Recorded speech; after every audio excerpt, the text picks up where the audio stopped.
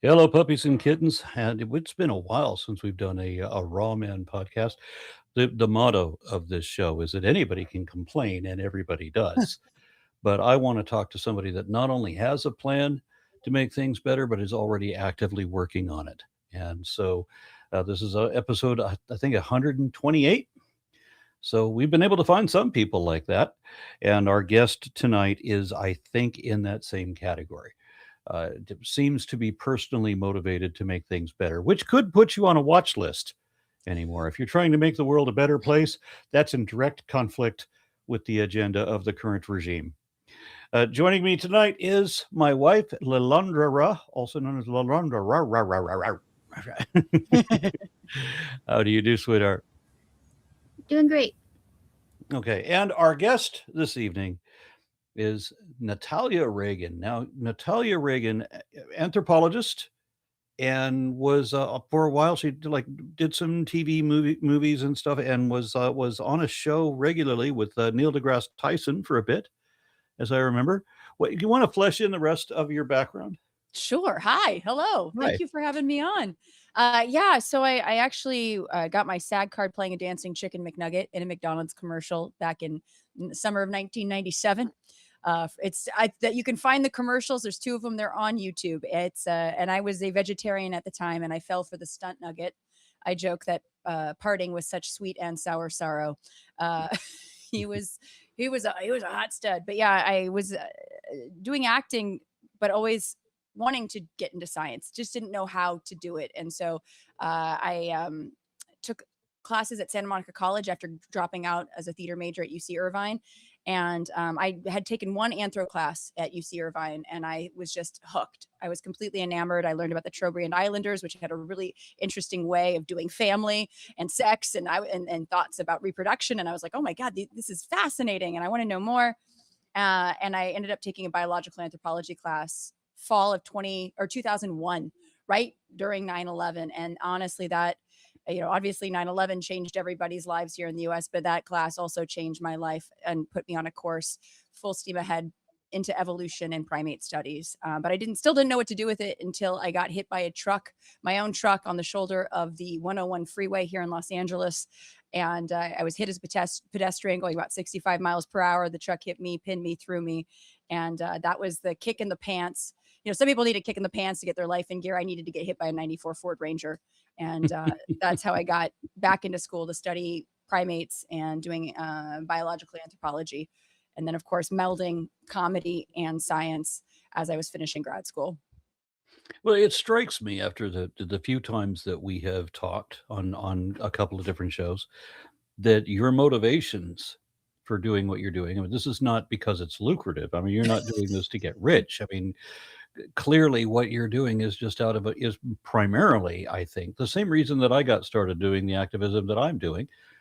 You feel that this is what I'm sensing, that you feel that that's somebody needs to be activated, somebody needs to be excited to learn the things that you were excited to find out.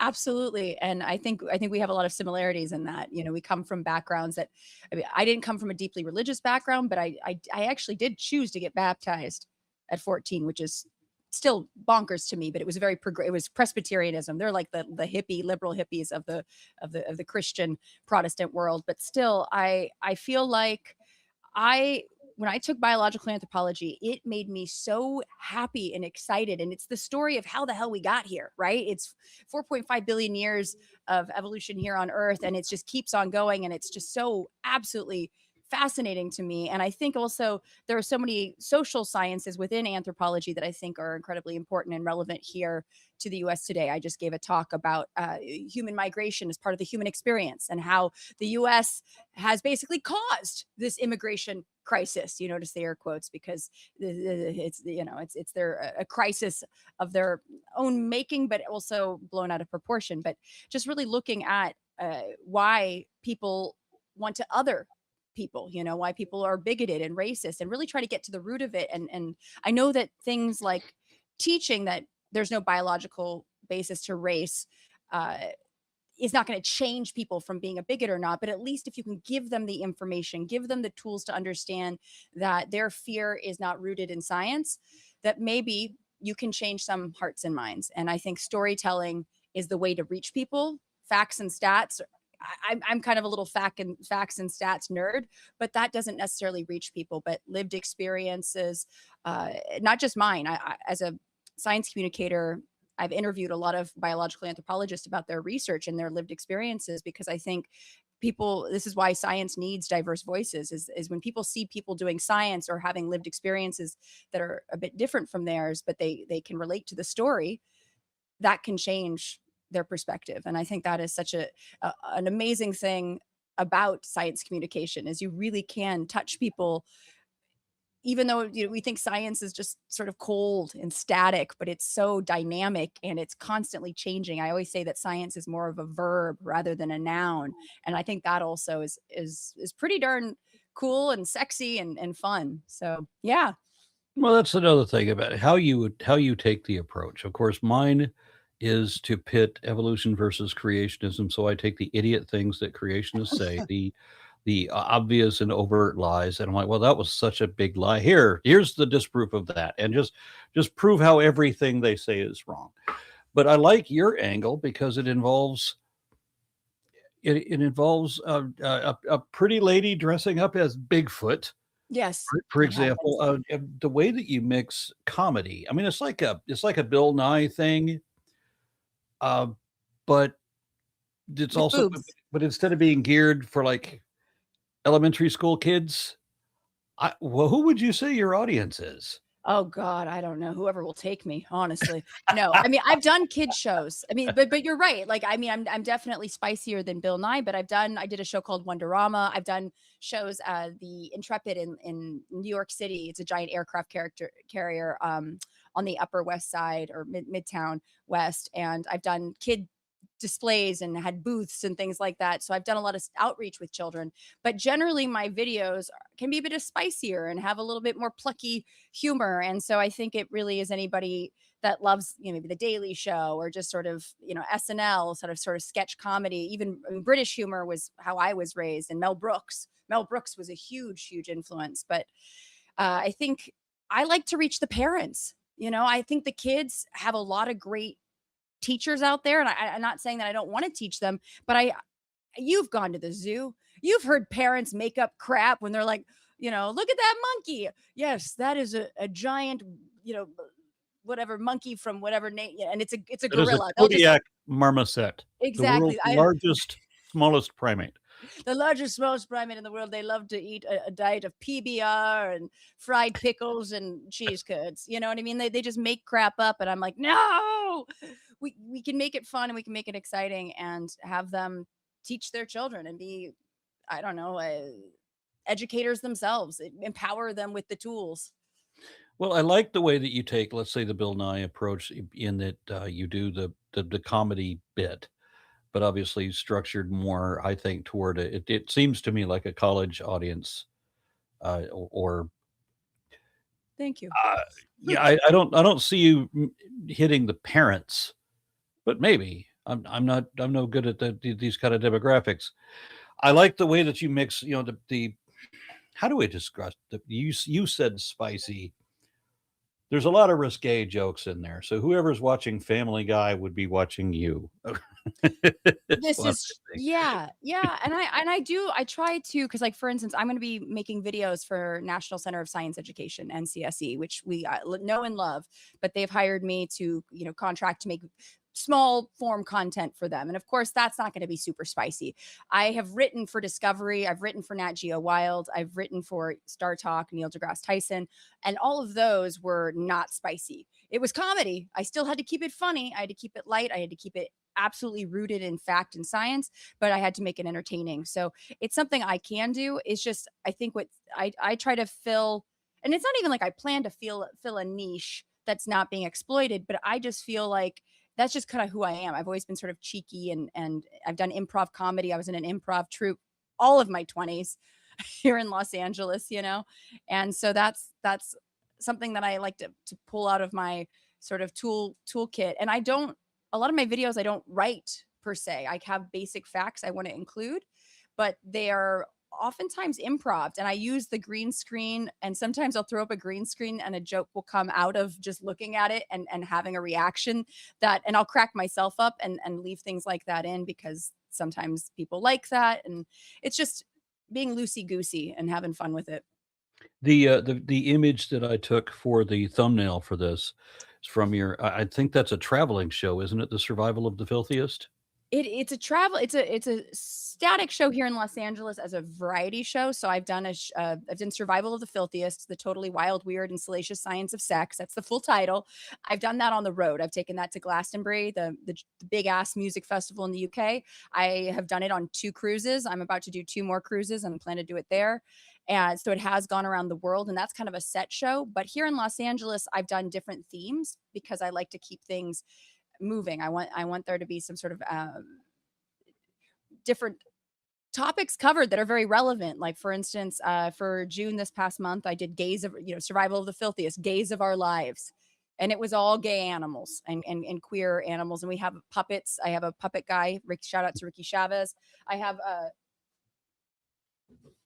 Dolores the clitoris, my large. Oh yeah, hold on. Her hoodie is on. Dolores, there we go. She needs her eyelashes. Oh, she's about to lose an eyelash. But Dolores the clitoris has her own little segment, Junk of the Month. And so we had for Gays of Our Lives, we had 2 gay ducks, Diego and Larry, that were trying to adopt a chick. But because it was when the ice raid started, Diego was an undocumented duck. And so we covered that. We did the science of Bowie because David Bowie is my hero since day one. And so we were going to do that on his birthday, but because of the fires here in Los Angeles, we had to push it a month. But we had Dolores interview Bowie's bulge. So Ricky actually was able to puppet his bulge in David Bowie's pants, a la Labyrinth. So if you're familiar with the movie Labyrinth and remember that snug fitting gray pants, we also did women and genderqueer history.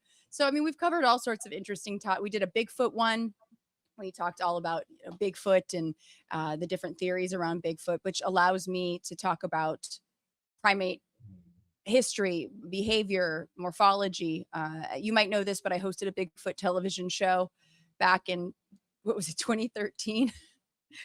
We don't like to say his name because he has fallen. I mean, he was already Republican then, but Dean Cain was the main host, and he's turned out to be not a great dude lately because I believe he joined ICE, but he was the host. I was the field primatologist co-host, and we had a mobile DNA lab, and it was a reality competition show, and it was my first big hosting a TV show gig, and I was very nervous about it destroying my reputation as an academic, which I don't think I had much of a reputation to destroy anyways, but still, it allowed me to talk about science and primatology in a way that a lot of people wouldn't have access to unless you were taking a primatology class in college, right? And here I am getting able to talk about the grooming claw of lemurs and sexual dimorphism between differences between the sexes within a species, things like that maybe they would never have an opportunity to hear unless they were taking an advanced bio or bioanthro class.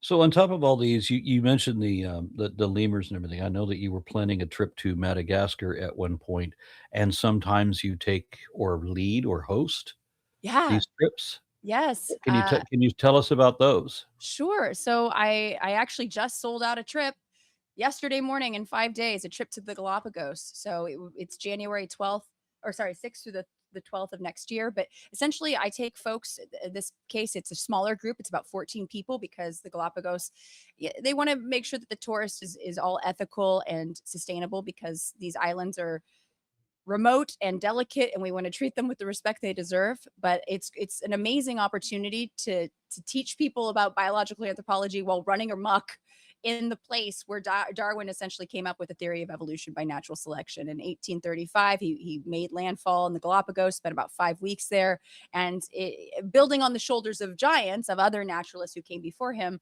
and then of course influenced later by Alfred Russel Wallace to finally publish his results.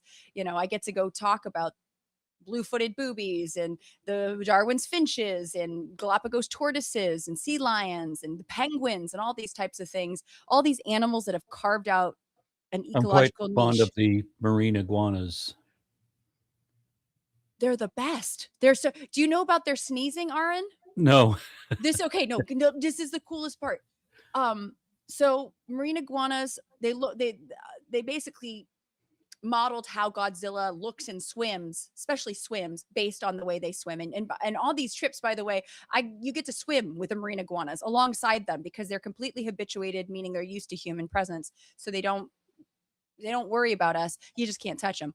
But what happens is marine iguanas have evolved to have these very flat faces, like a very short snoot, so they can access algae, and they eat algae all day long. They're vegetarians. They're not going to eat you. They want your seaweed salad. And when they get out of the water, because they've got so much salt in the system, they have developed a way to get it out by just sneezing all the time. So they're just sitting there sneezing, and all the snot gets on their face and turns white. So they look like salty snot mimes, like the Marcel Marceau of primates, or not primates, but reptiles, excuse me. It's I had hilarious. seen I'd seen all these pictures of the black iguana with a white face and wondered why it was that they had a white face. They're not trying to take after some sort of, Kiss band, cover band, or, gothing out. I mean, although they are kind of gothy, I feel like I respect that. I mean, I don't know, but I mean, there's all these cool adaptations. Their tail is also flatter to help them swim through the water because they're the only iguana that is aquatic that way. The poor Galapagos tortoise can survive up to a year without food and water, which is great if you live on an island without a lot of food and water, which, by the way, the Galapagos are really inhospitable. They don't have a lot of fresh water, not a lot of food. In fact, there are no, I mean, other than bats, there's no endemic mammal there. There's just not there. There's not there. Birds, reptiles, insects. But the Galapagos tortoise can survive it without food and water. And so sailors, unfortunately, would scoop them when they'd come to the islands and then save them underneath the ship in the bottom, the hull, and essentially eat them throughout the year because they just live. They didn't feed them, they didn't water them. It's really quite sad. And a lot of times they got the females because the females would come to the shore to nest and lay their eggs. So they had a real big decline because of the fact that they were grabbing a lot of females, and that affected their populations as well. However, good news, they just released, I think, about 50 tortoises on Floriana Island, which is in the south. So that's really exciting. They're reintroducing them, and you get on Santa Cruz Island, there's the Charles Darwin Research Station that has the dome tortoise, and then the saddleback, which Galapagos gets its name from Galapagos, which means saddle, and one of the words for saddle in Spanish. And these tortoises, I highly recommend Googling them because their necks, they really do look like a DICK neck dinosaur. They look like like a very long, crazy looking neck. It's pretty fun and funny. Yeah. So it's a wonderful place to go to. Highly recommend. I might launch another trip right after this one since it sold out in 5 days. But I'm also I looking to would do love one to do I would love to do a trip to Galapagos. in Um, I mean, South America is a continent I've never been to. I was supposed to speak at a conference at a humanist congress in Sao Paulo, Brazil, but they ended up Oh, canceling it because somebody that I guess, as has often happened, so you build up a bunch of money for one of these kind of events, and then the guy who has the money vanishes somewhere. oh, So I was supposed to go to ugh. Israel. It was a similar sort of a thing. They set up this conference. They're going to be doing a thing in Israel, and suddenly the guy with the money has absconded. No, nobody knows where. So I want you to. I personally think that you two should absolutely do this. I feel like you have the following. I feel like people would have so much fun. I wish you could bring snakes with you and Falcor and your motorcycles, but they do have a US versions as well, but they have multiple, and there's different companies, but you two would kill, I think. We Because did a cruise where Arn and me spoke in the free thought community to the Caribbean, to different islands in the Caribbean. how did you like it? It was great. It was awesome. yeah, Oh, that they sounds like, gave me yeah. unlimited food and unlimited alcohol. It's a miracle you made it home. God. No, I also started doing cruise ships back in October. I did my first cruise where I was a lecturer, but that I do 9 different lectures over the course of 2 or 3 weeks. So it's a lot. And A lot because of it work. was last minute, it was a lot of work because I mean, it's a lot of work to come up with lectures anyways, but because I had to do it on the ship with at sea Wi-Fi, which is I'm pretty sure like a bunch of hamsters on wheels just running at the, the lower levels of the ship. It was rough, but I got to go to St. Helena Island, which is the second most remote island in the world, where it actually has the world's oldest terrestrial animal, a tortoise named Jonathan, an Aldabra tortoise, which is like the Galapagos, a giant tortoise, but he is 193 years young. Now I got a question. You said Yeah, this is the most remote island, second most. second most. I think Ascension is St. Helena and Ascension are the two most remote. How does a tortoise? I mean, No, bats you mentioned earlier is the only mammal in the Galapagos. I can see that. The yeah, same way that we get finches over there. You get up some altitude, and there's yeah. suddenly a terrible storm, and now you've got somebody that's stuck over the ocean, just trying to keep flapping. No, Oh, it's a look, great a spot I could land on. right. No, it's a great question. With in the case of Jonathan, somebody brought him over because the Aldabra tortoise you can find in, I believe, Mauritius and the Seychelles. You also I think they have some on Zanzibar, part of Tanzania, the island Zanzibar. Also, in the case of the Galapagos, though, so Jonathan was brought there by humans. The case of the Galapagos tortoise, they were there, and they think they might have, which is I love this. They think they might have just bobbed on over because they are so filled with fat. They're very, very a lot of adipose tissue, so they're pretty buoyant. Not that I'm here to throw tortoises in the ocean to test this out, but apparently they think they might have bobbed on over. Just like we talk about how non-human primates got from the old world, which we're trying to move away from these terms, got from Africa to the Americas because they're still not 100% sure, and they think they might have been able to raft over on pieces of vegetation. They would not have been able to pass on a land bridge. So one of the theories has been rafts of vegetation. And years ago, I was working on a screenplay about what if, in a Disney version, if the monkeys actually built a raft to come on over, and what would that look like, and how the New World or the monkeys of the Americas were the ingenious ones. And of course, because I studied spider monkeys, which are featured on that Frida Kahlo big kerchief behind me, I studied spider monkeys. The spider monkey was the hero of the story, a female. Coincidentally, Art and me were just talking about why old world monkeys and new world monkeys because the North America and South America have been there as long as the old world. So why, the only reason is colonialism. And a lot of the common names for things like Russian rat snake, are or like there's a tiger rat snake in Mexico and South America, and there's no tigers there. There's a tiger. So why? I Right? mean, it doesn't have to. The species name, I get it, Latin language, so it's not going to change. But then, for the common names, why did we rename the common names with names that are? And then, if there's some person who discovered it, even though the indigenous people already knew it was there, then you named it after them when it already had a name.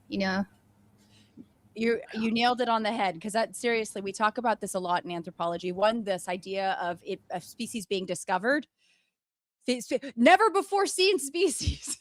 I'm pretty sure they, like you said, they were seen before, but just from indigenous populations. And that's why we need to really take indigenous populations word for things, especially even in the case of how long they've been in the Americas. They've been saying that they've been in the Americas for thousands of years, longer than archaeologists have been saying, way before Clovis. And then they found footprints in 2022, I believe, that are 22,000 years old in New Mexico, thus supporting the fact that the indigenous people have been there for thousands of years longer than we reported or archaeologists reported. But yes, with the old world and new world fully rooted in colonialism, and I think they're trying to find new words for primatology, but platyrrhines and cercopithecines don't roll off the tongue quite like old world and new world. So I use those terms in my bioanthro classes, and my students are just kind of like, I think they glaze a little bit, but Mhm. I mean, they can, if we can It's learn not just Australopithecus, we can learn Cercopithecine. it's not just students that do that. Yeah. And then So our planets also are named after Greek gods, and the moons of those planets are named after people they raped. You know, so Oh, God. like it's just like maybe we could move on from the old world. Can we unplug it and Yeah. plug it back in? Because I think we Yeah. need to do that with, so you're right, with a lot of the naming, it's pretty fucked. Excuse you, my you told French. me you took an anthropology class, and it was inspirational to you. And I took an anthropology class, and my instructor was past retirement age. Oh, wow. I think Okay. he was still teaching because he just wanted something to do.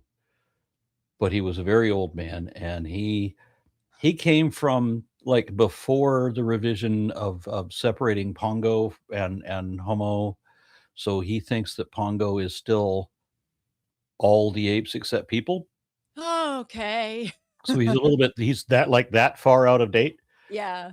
And so it was a beautiful thing when we get on computers, which we didn't normally have, but the classroom has like a field trip in this computer lab. Everybody has a computer, and we're supposed to look up. Get this, look up Richard and Maeve Leakey. That's our classwork is to look up these two people. Oh, wow. I opened my email instead and called the professor over to show him that I had just that morning received an email from Richard Leakey. Oh, that's awesome. So, so I'm showing him the man is writing to me. Here's my email. And I'm not kidding. That this is the Yeah. timing. It just happened to be on that day. Here's Same an email I day. got from Richard Leakey today. Oh, So that's that was rad. brilliant. I That's also had so an email from cool. Maeve, but it wasn't on that day. I had to go back and show him that I also got an email from Maeve. Oh my God, that's so, wait, what year was this? I Ah, mean, this obviously, was I'm going to have to piece together what it was because it was one of the first classes I took uh-huh. 20 years ago. It took me a really long time to get my degree. I had to take like 2 or 3 classes Yeah.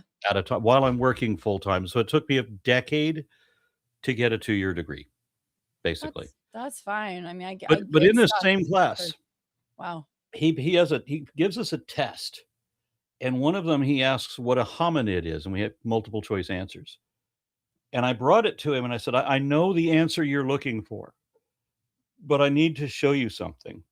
The answer you're asking for is wrong and has been wrong for 20 years. Yeah. And this is back then, it was already wrong for 20 years. A hominid is any member of the taxonomic family Hominidae. That's humans, that's gorillas, that's chimpanzees, all of them, even orangutans, which are Pongo, right? And Pongo is not a separate category for apes anymore. No, Pongo is a subcategory of hominids that applies only to the orangutans.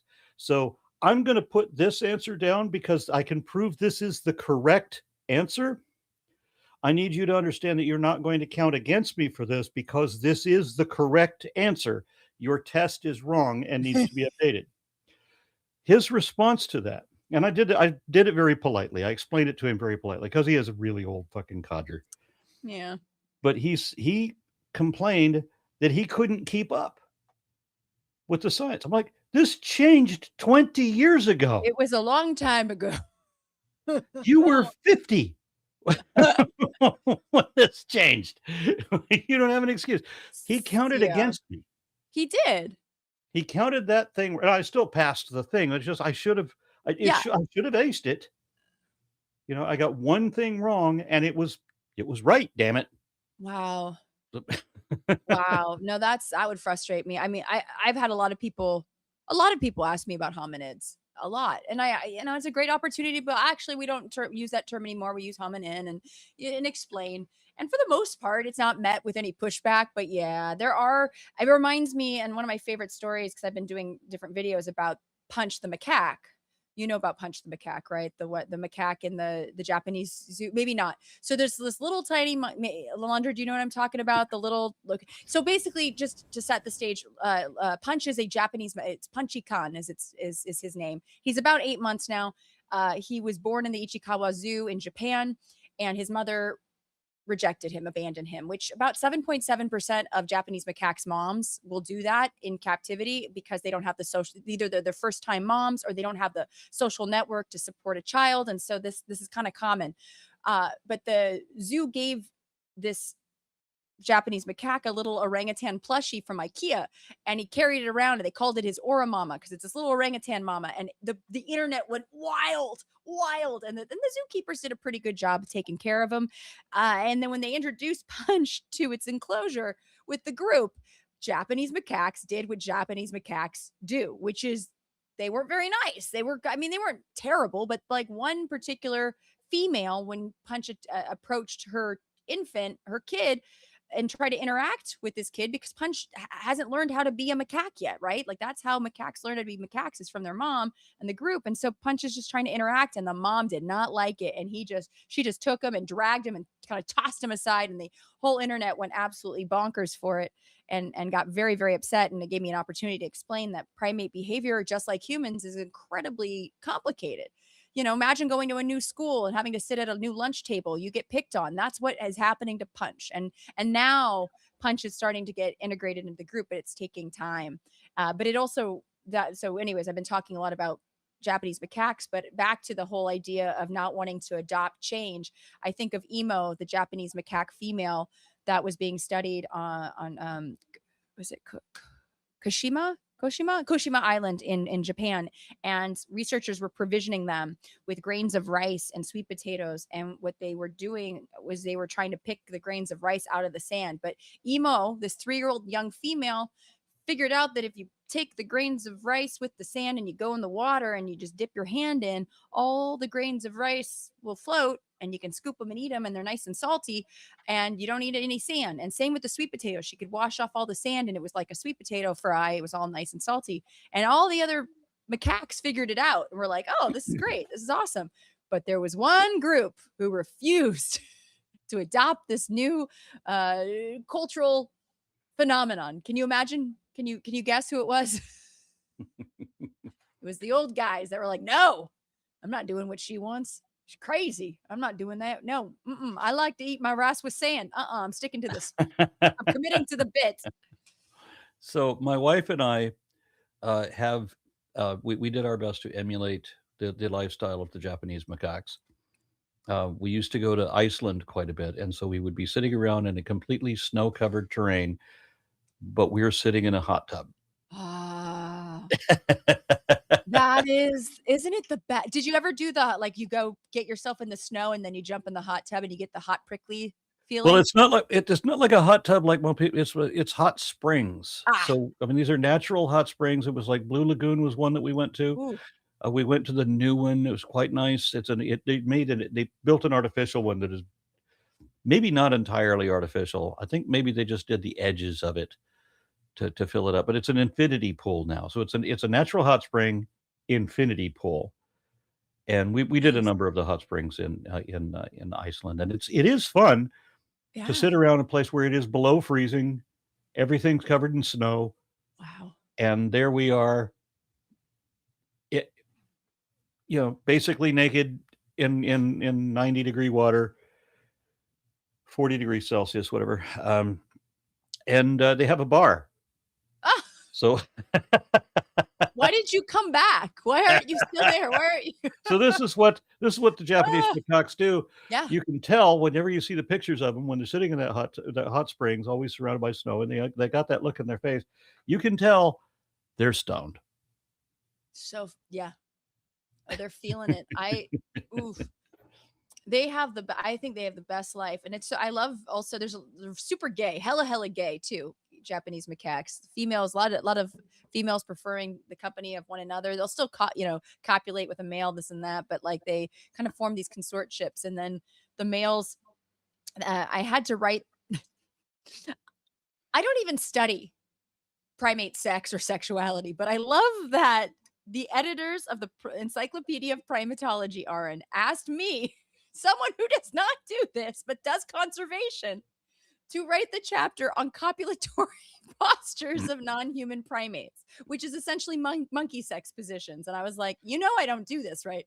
But Do you mean you didn't do that? Because I thought that was not what I studied. No, I did a conservation project on spider monkeys, and so, but yeah, that's because what it was. But I thought yeah, you were. I really thought that you did some focus on mm-mm. reproduction among spider monkeys. No, I just know a crap ton about it because Okay. this is my life. But yeah, I mean, I teach as a biological anthropologist. I'm as you know, you're just sort of, and what you do as a science communicator, both of you become experts as you teach about science online. But when I was teaching, I mean, the best way to learn is through teaching. It's what they say, and it's true. But yeah, I actually did a survey of a critically endangered subspecies of spider monkey called the Azuero spider monkey in Panama on the Azuero Peninsula, which is on the Pacific coast. It's one of the last remaining tropical dry forests in Central America, because oftentimes they're deforested for cattle ranches. And you can't be mad at the people for wanting to eat and live, so they're cutting down the forest. And what was happening as they're cutting down the forest, and the areas that they weren't cutting down, it was because it was too steep to cut down.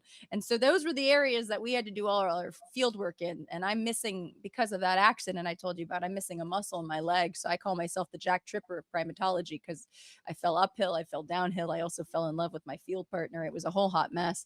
But I spent basically, months counting monkeys in trees and GPSing their location. And because these monkeys were not habituated, meaning the second they heard or saw us, they would either alarm call and semi-brachiate, meaning swing away, or they would quietly do it because they were trying not to be perceived, essentially, and seen. But it was an amazing time. And unfortunately, because academia can suck really badly, I never published those results because I submitted twice, 3 times, and I kept getting pushed back by reviewer number 2, who kept saying I wasn't citing a particular researcher enough. And I very well knew that reviewer number 2 was in fact this gentleman that was not, they said, was not being cited enough. And I was like, God, and he's cited all throughout the paper. I mean, aside from his name being one of the co-authors, he's basically the paper. And I remember seeing him at a conference years later, and he apologized and he said, that was me. And I said, no shit, Sherlock, I know.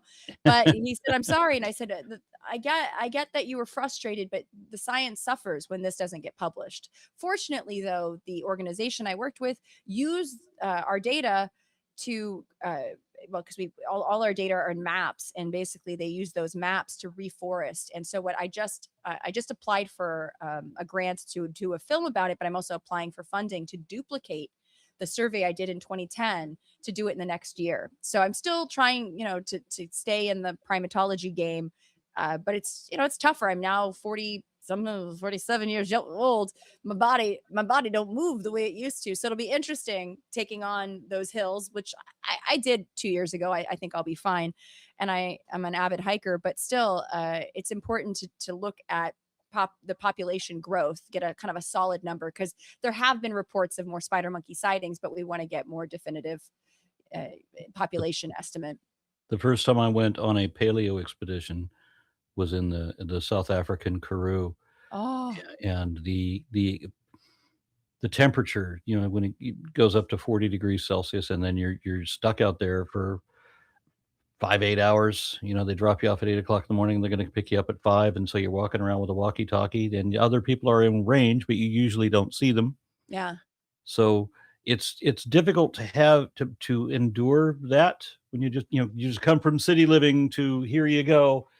You're going to wander the desert Yeah. every day, all day. With here's your apple and 2 hard-boiled eggs. Here's 6 liters of water and a roll of toilet paper, because you're in the middle of nowhere. Field work. Yeah, right. Yeah. Exactly. Shit where you So can. I understand. my wife and I, for our anniversary, no less, we went on a paleo expedition into the Badlands of Wyoming. Sexy. Not as much as you might think. Yeah, that happens when you have to like poop and bury your own poop. Not very Well, good. you're making coprolites. You're leaving DNA samples for future scientists to possibly find. Hmm. You're doing. There's a lot We of did. bones. We didn't find any monkey fossils though. No plesiadapiforms or what Well, is we it? know that they were there. It's just we Yeah. didn't happen to find them. I only found the same thing over and over again. I forget which type of crocodilian or proto crocodilian it was, and turtles and fish. That's all I found. My wife found a horse-like rhino and also a rhino-like horse. Because, but when you get back into the Eocene, horses and rhinos are virtually indistinguishable from each other. They are the same thing. Wow. Yeah, and I was proud of her because we were So cool. we were under very challenging conditions, and she's trudging along, and she's doing it, and she was bitching at me that I need to get with the program, get to yes, dear. No, Step it up. no, I wasn't. But anyways, No. I found a brontothere, uh, a large bone, and that's a large animal, so you'd think it was more on the rhino side, but it was closer to the horse side because they're. So cool. Yep. What did you? I mean, did they go back and try to excavate to see if they could find more of the skeleton, or did you kind of? They I know that they marked it. Yeah. Where I found it, and maybe they went back to see if there was more. Oh, that is so cool. Oh man. On the trip to South Africa, there was other people found really great stuff that was in my proximity, but unfortunately, nobody in our group found anything that was. We would find like a femur from a turtle or something like that, Right. and it's not articulated. So what are you going to do with it? Yeah. That sort of thing. There was an Iron, awful lot. Yes. didn't you say that you found something and y'all had it was really big in the stone and y'all had to move it to the truck? Oh, in Oh, South Africa, yes, that's the story where you kind of had to do that shuffle back. You told it yes, last week. Yeah. yeah. That was tough. That's why I bought my Jeep. Because for those who didn't know the story, we not only had to excavate this giant fossil off of a hillside, but six of us we just took the skull, which is this massive thing. This thing was the size of a bison. It's a Wow. not mammal, not reptile, somewhere between, but the size of a bison from the Permian. And we put it on a backpack to use as a gurney, and then six of us, because we couldn't get more than six people to hold on to this one thing. It could only be six of us, and we have to take little tiny baby steps in unison. We all have to move at the same time, and we're going so very slow. All of us carrying this ridiculous thing. We only go a few steps, and then we all have to put it down and breathe, and then pick it up and do it again. And we had Oh to my do that God. over jagged rocks, up and down hills for 2 kilometers to get back to the university provided trucks. That is insane. And that's why I wanted to buy my Jeep, because I wanted something that would get all the way over those rocks, up that hill, all the way out the kilometers, and load the thing in the fucking Jeep so that we don't have to play this thing again. No. But you didn't find anything. I mean, I guess like was this before the Wyoming trip that you got the Jeep? This was before the Specific, Wyoming yeah. trip, yes. You're like, if we find something, I'm gonna Yeah. be I I'm brought my prepared. Jeep. I didn't need it, but I mean, it was great to have it. Right. But, there weren't the same kind of conditions that it would ever actually be demanded that I have this thing. Yeah. Yeah. Gosh. But No. anyway, what I was saying about my wife telling me to get with the Yeah. program is, like, if I take a break, or if I'm just wandering around, if she's like, "We're here to find these," "Yeah, okay, dear, we're" Okay. I was proud of her for being as diligent as she was throughout that trip. She did remarkably well, especially on conditions that when it gets hot and you've been out there in hours, eventually I just don't have anything left. I'm like, I'm done. Can we just take lunch until 5? It's kind of fascinating how hooved evolution of hooved animals went on over in North America. Like rhinos evolved here not in Africa. And there were antelopes, which everybody thinks is closely related to deers, but they're more closely related to giraffes and okapi. And there was a big pig looking thing that you would expect to see in a Beatles animation, the Beatles, the rock band, you Yeah. know, and that evolved here, like hoofed predators. It was just a whole different world from what It, we see it it's as. interesting also to remember that That's so cool. Wyoming is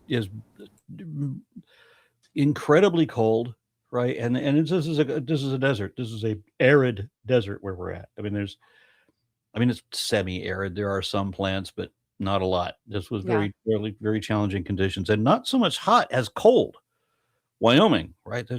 There's like 7,500 or 7,000 foot altitudes. I mean, it's challenging, but the fossils that we're finding are tropical and wet. I mean, Yeah. we're finding fish and crocodiles and not tortoises, turtles. Turtles. Yeah, so this is an entirely different world than what we can see of it right now. And it was all freshwater then, for all the people that go, the flood. No, sorry. This is freshwater, and these animals lived here. And, Yeah. and the rhinos and horses, or horse rhinos and rhino horses.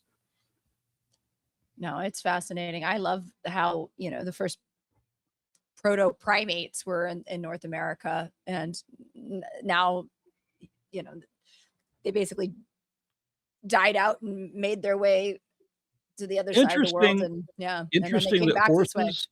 horses and rhinos both started out here, Yeah.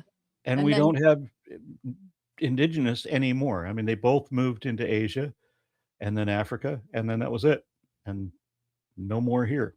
yeah, it's a cool story. I mean, that's the thing I love about archaeology, zooarchaeology, and just putting in paleontology, just putting the pieces of a puzzle together that we're never going to have the full picture. And that's kind of the neat thing, is it's never ending. And I love that. I love that. I think it's kind of frustrating sometimes. And as somebody who's gone to a lot of paleo-anthro meetings and seen the fights that will happen when there's disagreements about what something is, like when they found the Hobbit back in 2004. And I remember going to a meeting in 2010 where they were still arguing whether or not this was a whole species or a group with microcephaly. And there was just like a knockdown, dry out screaming match. And I was just like, this is like, get my popcorn. This is spicy. I want to watch this. I'm familiar with the controversies there, but a group with microcephaly. So a individuals group? with well, they thought they were individuals. Whoever they found, they were ones with microcephaly, and that this was Okay. just, yeah, I know. It was Now, far-fetched. what we normally do on this show, we would talk to the guests for a half hour or so, and then we would take a handful of questions. But we haven't gotten many questions this time. Okay. So did you have any other questions, honey, before we jump into the chat? Or do you want to read the chat? No, I don't think there is any. You go ahead and read. Okay. Shut Up Matt says, Aron, what would we look for to show humanity is splitting into two or more subspecies? What would we need to look for? Well, for one thing, the problem with humanity is we separated at one point, but only for that one point. Yeah. And then we invented ships and closed all those gaps again. So while any one population, if you geographically divide it, I mean, there's different ways that this can happen, but the most obvious is, I think it's called allopatric speciation. You have a geographic boundary, like take the northern giraffe and the southern giraffe. You know, the different sides of a no man's land between them, like a desert kind of a situation, whatever. An original population isolated into two groups will develop their own differences pretty quickly, so that in just a few generations, if you find some intrepid wanderer in the no man's land between them, you'll be able to look at it and just tell by looking at it which group it came from. But with people, one of the problems is that our generations are so longer than most animals, that we would have to be isolated for a whole lot longer than we have been before there begin to be difficulties breeding amongst ourselves. I mean, look at Neanderthals and Denisovans and early Homo sapiens still intermixing. Not a lot of admixture, but it did happen. So, and that was what, 30,000 years ago? And they were Yeah. already isolated for like 100,000 years. Look at the amount of time that had to go by. Now, Neanderthals are closer in time with Denisovans. So we've had things like a single cave that bears fossils for both Neanderthals and Denisovans apparently living together in like a family group. So this would be what Darwin's age would have called races, so that there's a genetic distinction. So like when you get a dog and you don't know, you're from the dog pound or whatever, you don't know what kind of a dog it is. You can get a genetic test. They'll tell you what different breeds it is. You can't do that so much with humanity, because there is, as Darwin himself pointed out, there is only one race now. You go back 30, 40, 50,000 years, then there were more. So I hope that answers the question. Following that, we have Elira the Free, who gave away 50 Aron-Ra memberships. These are like $5 a pop. So nice of you. That's so nice. Yeah, that's huge. It's huge. You're the best. And then she did it again. So Elira the Free gave away another 50 Aron-Ra memberships. So I have 100 more members just from today's show. And we're only going to have our guests for another few minutes. So if you have any other questions, please throw them out there. Honey, did you have any other comments or questions that you might want to throw out? Somebody suggested to talk shit about Kent Hovind. I see no need to even give a thought. Natalia, where else besides Galapagos? Where else might you be taking people? I want to go. I mean, next up, probably Africa. I'm looking at 2 trips. One would be to Tanzania. The other one would be to South Africa. So I'm trying to find one that's a little bit price that's affordable, because right now I know a lot of people are struggling. So one of them to South Africa, it's 9 days. It's a big bucket list kind of item. It's got multiple safaris, big 5, meerkat safari, swimming with seals, an option to cage dive with great whites in Cape Town. It starts in Cape Town, it ends in Cape Town, and it's about $4,900. So that's why I'm looking at other options for itineraries. I worked in Panama and Central and South America. So I'm also looking at some possibilities going back down there and taking people. I would love to take people to my field site in Panama one of these days, but a lot of these tours are not offering options there. And unfortunately, the one that I didn't get to take a group to Madagascar, because a lot of people, I think, thought they could do it because they want to go, but then they realize it takes 36 hours and $2,200 to get there, and I understand, but that trip unfortunately did not sell, but I would love to get there. So yeah, if people are interested in going with a primatologist, biological anthropologist to the Galapagos, South Africa, any parts of East Africa as well, please follow me. And I have a link in my link tree where you can sign up to put in your information, or even a wait list for the Galapagos, because if I get enough people on the wait list, I'm going to go ahead and launch another trip right afterwards. My wife and I met a guy in Cambridge who did free diving. He would go to South Africa and go free diving with great whites. Wow. So if you're interested in a real thrill and maybe not coming home, I had a good run. Yeah. So and he told me that he went out, he put out all this money and everything to do this thing, and here he is sitting on the edge of the boat. Everybody dives over the way you do, over backward, and he's alone on the boat now. He hasn't rolled over when the thought occurs to him, what am I doing?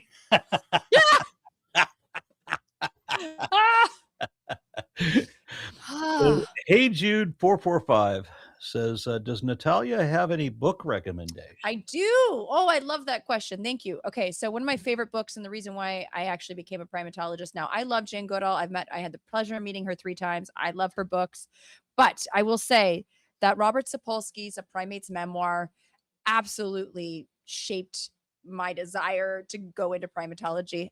Oops. He is a Stanford neuroscientist and primatologist who studied a group of baboons in Kenya, and it details his experience there and some tragedy that led to some really interesting results about the looking at the plasticity of primate behavior. So I highly recommend that. Augustine Fuentes actually had a new book that came out last year called Sex is a Spectrum that really breaks down how sex is a spectrum across all animal species, including our own. Is this Persephone? Is this Persephone? This is Persephone. Oh my God, beautiful. But I think this Go book, by. The Sex is a Spectrum, really does give you the tools to combat people that think that sex and gender are in binaries. If you really want to get the internet mad, tell people that sex and gender are not the same and neither are binary, and they lose their mind. But it's just what it is. It's just the truth. But that book gives you the skills to back that up. Also, I just read my dear friend John Fugelsang's book, The Separation of Church and Hate, about using the Bible basically to combat Christian nationalists and giving you the tools. And you don't have, and John Fugelsang, again, dear friend, he was part of my pod during COVID. I shot all his comedy specials during that time. And I used to co-host his show on Sirius XM when his co-host would go to town. He's hilarious, but he's also he identifies as Christian Catholic, but he does not. What does he say? He like Elvis, he likes the guy, he likes Jesus, but he thinks the fan club is pretty weird, right? He's all about Jesus's teachings, but what Jesus actually taught, not Paul, not all the other bullshit that you cherry pick to back up your bigoted and misogynist ways. So Separation of Church and Hate, Sex is a Spectrum. What else have I read? Oh, Neil Shubin wrote a great book last year that I really like. I mean, Your Inner Fish is also great. I loved Bully for Brontosaurus by Stephen Jay Gould. That was a big one.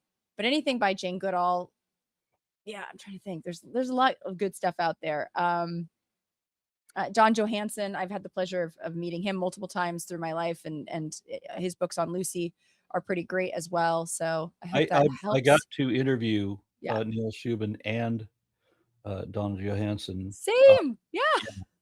And it was a moment for me, especially Johansson, because I had known that name since I was 12. Yeah. Yeah.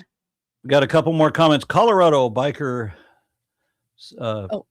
bear. Colorado biker bear. Oh, I like that. Says, Natalia, what do you think the reason for theists denying human relationship to apes and monkeys?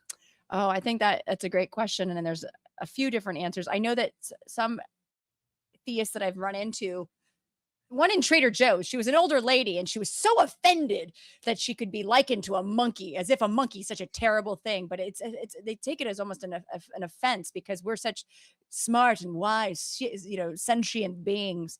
But it really does call into question whether or not Are we though? Exactly. I mean, who commits genocide? Not the monkeys. Last I checked. Yeah, I think it really does call into question where we fall, the sort of this egocentric rather than ecocentric, we're the top. And it puts us, when we talk about us having a common ancestor with monkeys and apes, and kind of puts us on a level playing field. I think it really is an affront to their positioning in the world. And I think that's where a lot of theists get sort of bent out of shape. Personally, that's how I. They want to be special. They want to be best friends with the most powerful being imaginable, literally imaginable, and they want to be the reason that the universe exists. Yeah, it was created for us, and the idea that we could have come from such humble beginnings, and that we are the only species of monkey that can do the things that we can do is not a source of pride for them, for whatever reason. You bring up Jane Goodall. Didn't she study chimpanzees? Yes. She just died, and she had like over 90 dogs, and she said she liked dogs more than the company of dogs more than chimpanzees, because you were talking about how people didn't monkeys never commit genocide, but she said that she preferred the company of dogs to chimpanzees because chimpanzees were too much like humans. Like some chimps, do war with other chimps, Kind of. Not with like nuclear bombs or whatever, but you And know. that's Yet the night is young. No, Yeah. but you make a good point. I mean, she always said she loved dogs. She also loved Bigfoot. Big fun fact. I wore a Bigfoot necklace the last time I saw her because I was like, I heard she loved them. But yeah, chimps are highly aggressive and will do. That's why I do a lot of talks about bonobos, and I love talking about bonobos, our other closest genetic relative. You know, so we got chimps and bonobos, and whereas chimps, when they're met with any type of conflict, will fight it out. I say it's the two F's. They'll fight it out. Whereas bonobos, when they're met with conflict, will fornicate it out. They will literally bone it out. Bone, boff, shtup, do squat thrusts in one cucumber patch, ride the skin bus into Tuna Town. You name it, they do it. Flog the ferret. But and I what also I love is when people, men, especially men, when men find out that bonobos are like that, they're like, oh my God, I want to be like a bonobo. And I'm like, yeah, you want to be like a bonobo? Guess what? Bonobos are female dominant. The ladies run the show. Think of them as the cast of Golden Girls, except every last one is Blanche Devereaux, a and salacious, unapologetic slut. I did a video where we show bonobos, two bonobos making out, deep tongue kissing. Yeah. And so I had to censor the part where their faces meet, and then I switch over to this scene from uh, Galaxy Quest where this guy goes, "Oh, that's not right." Fun fact, I was an extra in Galaxy Quest, but I got cut after 2 days because I was not nerdy enough. This is like I'm sorry 1998 or to 99. bring up a bad memory. No, it's fine. It's cool. I got to Okay, see so Alan Gordon Rickman. Loves Science offers $19.99. Thank you very much. Wow. It says, got here late, so no questions, but like to use these opportunities to support the channel. Thank you so much for that. And then Alira the Free, speaking of supporting the channel, another 50 Aron-Ra memberships. Oh, thank you. Oh my gosh. You're so good. And You're then the best. comment after that. So she says, Sapolsky is awesome. And I want to thank Natalia for recommending this book to me. Of course. No, I'm so happy to know you. All right, so seriously. we're just over an hour. I hope we have promoted you a little bit. Do some last minute promotion on your own. Yeah. Close it up, please. Well, if you want to come follow me, I'm on Instagram at Natalia13Reagan. I'm on TikTok at Behold Natalia. I do host trips. I do a show called Survival of the Filthiest. I plan on going on the road soon. So if you are interested in seeing me somewhere, by all means, feel free to comment or DM and say, I'd love you to come to insert your city here, Toledo, Ohio, Cambridge, I don't know, Uzbekistan. I'm all about it. I'm always on the road. What else? If you want to come, I think it's funny that one of your shows was only in Los Angeles and London. Oh, Los Angeles and London? Yeah, that's quite a jump. Yeah. And it wasn't even London, it was Glastonbury. I got to headline the science stage at Glastonbury with Robin Ince. It was so fun. Or South Africa. I did it off the coast of, I love it, off the coast of Peru, Namibia, and Glastonbury in LA. Yeah. So, but yeah, hoping to take it on the road. I've also performed at Burning Man. I've done my clitoris talk at Burning Man at Black Rock Observatory. So I'm all about doing science communication anywhere and everywhere I can. And if you have any suggestions, and I also do a live stream. Peter would kick me not kick me, but he would chastise me if I didn't say I have a YouTube channel. You should follow me. And I do a weekly live stream. Aron has been a wonderful guest. Lalandra, we need to get you on. We need to do a show, the three of us. I would love to. And that is also called Survival of the Filthiest, because I like to keep things streamlined, but also confusing. Yeah, make sure that I have all the links to put in the description when we close. Okay. Yeah. Thank you. All the links are in chat too, Aron. Absolutely. All right, very good. Cool. Thank you. Thank you. This was a bucket of chuckles, as it usually is. I like bucket of chuckles. My own colloquialism. I made that up. I love that. Well, I hope to meet you guys in person one day. I want to, Lalandra, I heard you have a sidecar. I think I'm too heavy for it, but I'd love to just, She stuffs 100-pound bulldog in there instead.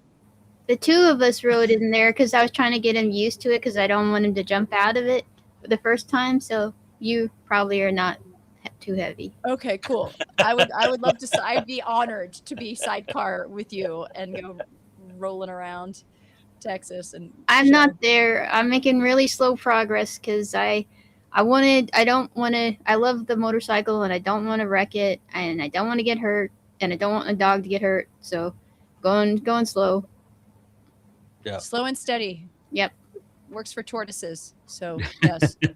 Yeah, somehow swimming the Atlantic or the Pacific to get to. Yeah. We were talking about how turtles, you know, there's a lot more going on than we give them credit for. Just because they move slow doesn't mean that they are slow, you know? Right? Yeah. I agree. They're pretty brilliant, and I don't know. I just, if you ever get a chance to go see them, I want you guys to go to the Galapagos, because I mean, and the way they fight, they do neck fighting where they just kind of bang necks, kind of like giraffes do. It's pretty spectacular. Well, let me know when you're gonna do this thing. I mean, maybe subscribers will help out a bit. Yeah. You know. Yeah. I mean, I had to count change to buy a loaf of bread today, so I'm probably not going to be able to fly to Galapagos without assistance. Well, I want you to host a trip. I want you to take people. I think you would be an amazing person to take folks. I think people would clamor to hang with you guys and Galapagos to all those islands. I'm sorry. I sincerely look forward to that option. We'll talk about how to do that. Okay, good. Okay. Thank you. Peter, take us out.